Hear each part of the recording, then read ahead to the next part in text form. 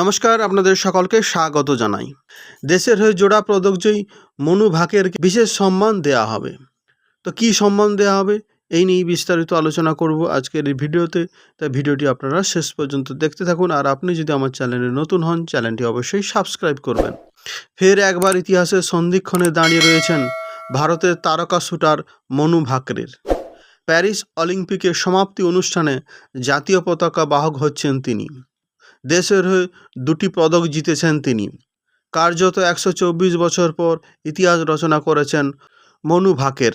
স্বাধীন ভারতের ইতিহাসে তিনিই প্রথম অ্যাথলিট যিনি একই অলিম্পিকে জোড়া পদক জয়ের নজির গড়েছেন। সেই জন্যই মনুকে বিশেষ সম্মান দিচ্ছে ভারতের অলিম্পিক সংস্থা। প্যারিস অলিম্পিকের সমাপ্তি অনুষ্ঠানে ভারতের পতাকা বাহক হচ্ছেন মনু ভাকের। উল্লেখ্য, চলতি অলিম্পিকে মহিলাদের 100 মিটার এয়ার পিস্তলের ব্যক্তিগত ইভেন্টে ব্রোঞ্জ পদক জেতেন তিনি। সেই সঙ্গে 10 মিটার এয়ার পিস্তলের মিক্সড ইভেন্টে সবরজোৎ সিংকে সঙ্গী করে ব্রোঞ্জ পেয়েছেন মনু। তবে একটুর জন্য হাতছাড়া হয়েছে তৃতীয় পদক।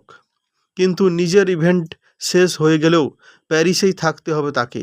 কারণ ভারতের অলিম্পিক সংস্থা ঠিক করেছে অলিম্পিকের সমাপ্তি অনুষ্ঠানে ভারতের পতাকা বাহক হবেন জোড়া পদক বিজয়ী ভারতীয় শুটার মনু ভাকের।